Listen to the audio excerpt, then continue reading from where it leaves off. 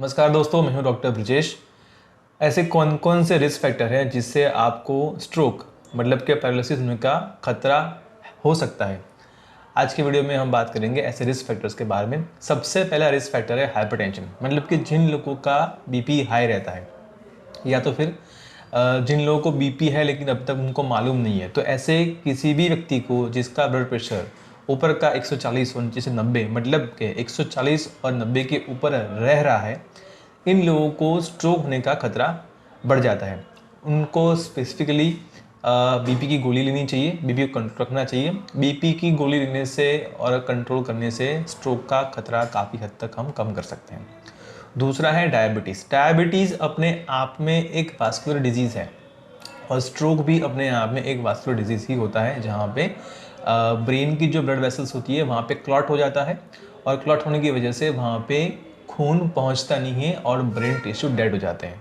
तो डायबिटीज़ में अगर आपका डायबिटीज़ है, आपको पता नहीं है, या तो फिर आपको डायबिटीज़ है, आप ठीक से दवाई ले नहीं रहे हैं और आपका डायबिटीज़ अनकंट्रोल है, ठीक है, आपका HbA1c मोर देन 7 है, आपका शुगर लेवल RBS बोलते हैं या तो FBS फास्टिंग, या तो फिर खाने के बाद का बोलते हैं पोस्ट प्रैंडियल, अगर वो 200-250 से ज़्यादा है तो आपको स्ट्रोक होने का खतरा काफ़ी बढ़ सकता है। तो ये है आपका second risk factor.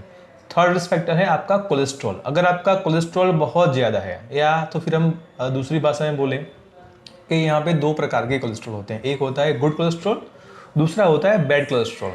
Good cholesterol मतलब कि HDL। तो अगर एक HDL भी अगर आपका कम है then you have a risk.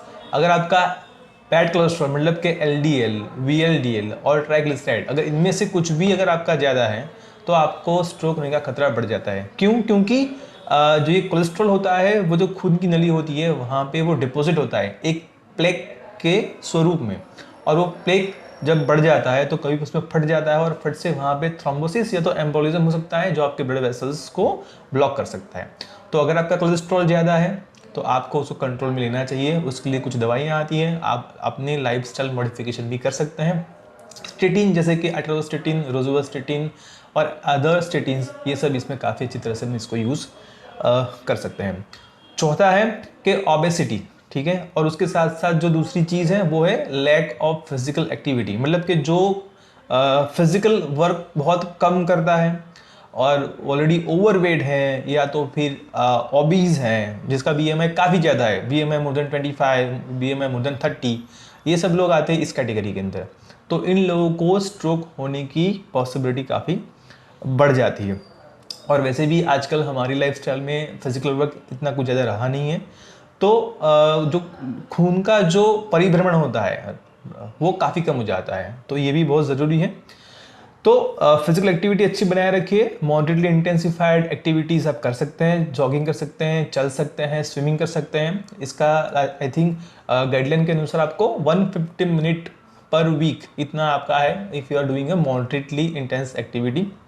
ये रिकमेंडेशन है। अगर आप ऑबेस हैं तो आपको वज़न कम कर लेना चाहिए। शुरुआत के 3 महीने में अगर आप 10% भी अगर आप अपना वेट रिड्यूस करते हैं, मान लीजिए आपका वेट 70 है और उसमें 7 kg कम, मतलब 10% कम करते हैं, तो अगर आप 63 तक पहुंच जाते हैं तो भी आपका रिस्क काफ़ी कम हो जाता है।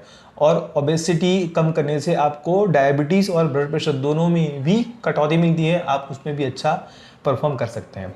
तो वेट रिड्यूस करिए अगर ज़्यादा है तो, और साथ में आप अपनी फिजिकल एक्टिविटी कम करिए।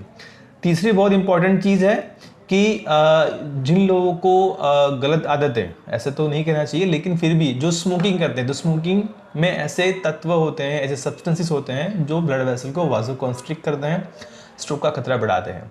साथ में अल्कोहल, तो अगर आप अल्कोहल ज़्यादा ले रहे हैं, मतलब कि अल्कोहल की मात्रा रोज़ के हिसाब से देखें तो जो 2 या 3 ड्रिंक पर डे के हिसाब से ज़्यादा ले रहे हैं, इन लोगों को स्ट्रोक का खतरा रहता है।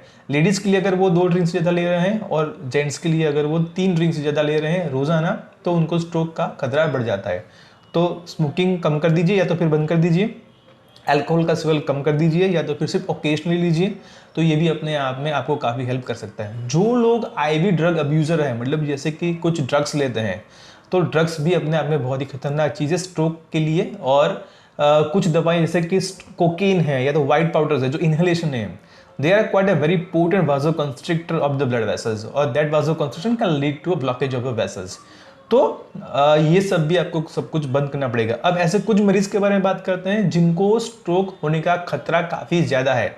स्पेसिफिकली बात करते हैं हार्ट के मरीज के लिए, तो जिनको पहले अटैक आ चुका है, इन लोगों को वैसे भी डॉक्टर्स ब्लड थिनर्स दवाइयाँ देते हैं, ठीक है। जिन लोगों को हार्ट में प्रॉब्लम वाल्व के हिसाब से हैं, या तो फिर उनके हार्ट में छेद हैं, या तो फिर कोई सर्जरी करवाई है, कार्डियोमायोपैथी है, तो हार्ट के मरीजों को स्ट्रोक होने का खतरा काफ़ी बढ़ सकता है। स्पेशली ऐसे मरीज जिनका हार्ट रेट का रिदम या तो रेट ज़्यादा है। तो अगर आपका हार्ट रेट रिदम ऑल्टर्ड है, बार बार चेंज हो रहा है, जिसको हम बोलते हैं एट्रियल फिब्रिलेशन जैसा रह रहा है, इन लोगों को काफ़ी हद तक दूसरी कंडीशन के हिसाब से ब्लड क्लॉट होने का, और वो क्लॉट आगे जाके पंप होके, मतलब हार्ट पंप करके उसको ब्रेन में भेजता है, वहाँ पे वो तुरंत ही किसी भी नली को ब्लॉक कर सकता है। तो ऐसे मरीजों को स्ट्रोक होने का खतरा काफ़ी बढ़ सकता है। इसमें काफ़ी यंग लोग भी शामिल हैं। तो अगर आपको ऐसी बीमारी है तो आपके डॉक्टर के एडवाइस के अनुसार आपको ऐसी दवाइयाँ लेनी चाहिए जो आपका रेट भी कंट्रोल करे, रिदम भी कंट्रोल करे, साथ में ब्लड थीन करे और आपको स्ट्रोक होने से बचा सकते हैं। ऐसी और भी बीमारियां हैं जो जेनेटिकली होती है। मान लीजिए कि कोई एवी एन्यूरिज्म है, तो उसके अंदर कभी कभी वो हेरिडिटी में जाता है। तो अगर मान लीजिए आपके घर में किसी को है इसकी वजह से स्ट्रोक हुआ है because of the AV malformation और एवी एन्यूरिज्म, तो उससे आपके बच्चे को भी खतरा हो सकता है। कुछ ऐसी और बीमारियां हैं जैसे कि सिकल सेल डिजीज़ है, कोएगुलोपैथीज डिजीज़ है, जिनका ब्लड क्लॉट ज़्यादा हो जाता है खून, ऐसी बीमारियां हैं। इसके अंदर भी इन लोगों को स्ट्रोक होने का खतरा काफ़ी बढ़ सकता है। हर एक चीज़ को ठीक से पहचान कर उसको कंट्रोल में करना ही एक इसका मात्र इलाज है, क्योंकि स्ट्रोक की ट्रीटमेंट से बेहतर स्ट्रोक का प्रिवेंशन है। एक बार स्ट्रोक होने के बाद वो काफ़ी डेबिलिटेटिंग होता है, बहुत ही ट्रबल्सम होता है, it has own risk of the death also.